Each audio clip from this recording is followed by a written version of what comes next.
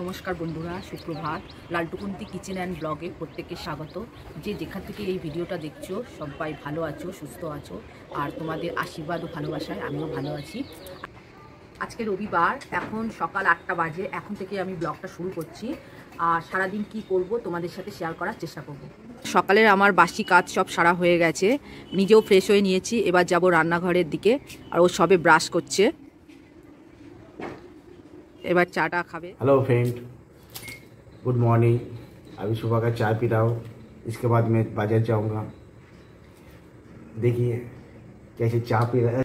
বন্ধুরা, এটা চা নয়, এটা বনবিটা খাচ্ছি আমি, আর ওকে চা করে দিয়েছি।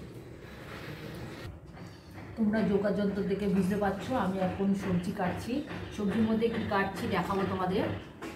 করলা, এটা কাঁচকলা, এটা বিনস সবই কাটছি। আর এখানে গাজর কেটে নিয়েছি, ক্যাপসিকাম আছে, পেঁপে আছে, বেগুন আছে, তারপর এখানে একটা ফুলকপি আছে। কিন্তু আজকে আমি ফুলকপিটা করব না, আজকে ভাবছি শুক্তো করব আর মাংস করব। শুক্তোর জন্য সব সবজিগুলো আমি কেটে, রান্না সব রেডি করা আছে। এবার গিয়ে রান্নাটা শুরু করে नाश्ता बना रहा हूँ, रोटी और अंडा।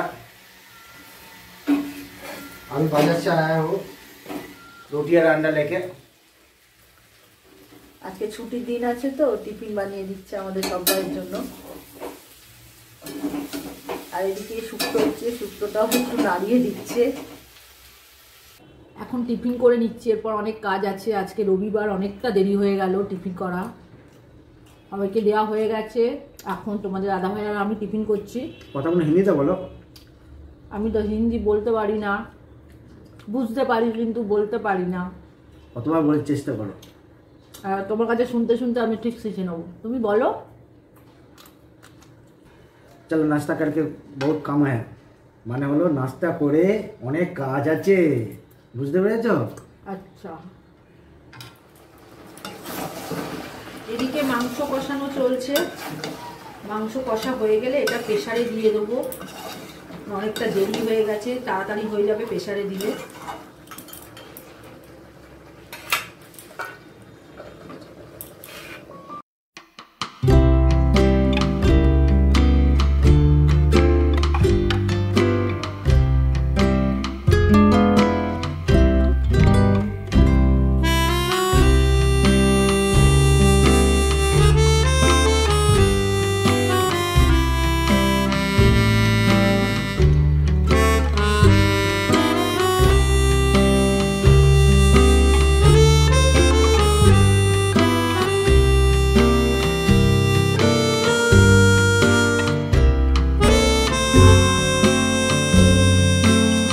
করেছি, আর এটা হচ্ছে শুক্তো। আজকে আমাদের এই মেনু হয়েছে। খাওয়া দাওয়ার পরে আবার ফিরে আসছি। বিকাল হয়ে গেছে, আমরা রিলস করতে চলে এসেছি। আজকে তোমাদের দাদা ভাইয়ের ছুটি আছে, তাই আমরা একটু বাইরের দিকে রিলস করতে এসেছি। এখানে অনেকবার করেছি, তোমরা দেখবে। এই জায়গাটার নাম হচ্ছে সদাব্রত ঘাট। রাত্রি 11টা মতো বাজে, আমার সমস্ত কাজ হয়ে গেছে। কাজের মধ্যে বাসনটা মেজে রেখেছি। সকালে বাসন মাজতে খুব অসুবিধা হয়, রাত্রে বাসনটা মেজে রাখলে খুব সুবিধা হয়। সকালের কাজ আর থাকে না, অনেকটা কাজ কম হয়। সবাই শুয়ে পড়েছে, কিন্তু আমার ছেলে এখনও পড়াশোনা করছে, ওর পরীক্ষা আছে তাই। আর আমি ওর পাশে বসে এডিট করছিলাম। আমি কিন্তু অত ভালো এডিট পারি না, তাও চেষ্টা করছি। আগে ওরা করে দিত, তা এখন আমি একটু একটু শিখে চেষ্টা করছি করার নিজে। আমার ভিডিও ভালো লাগলে আমার চ্যানেলটিকে সাবস্ক্রাইব করে দেবে, আর আমার পাশে থাকবে, এইভাবে ভিডিও দেখতে থাকবে।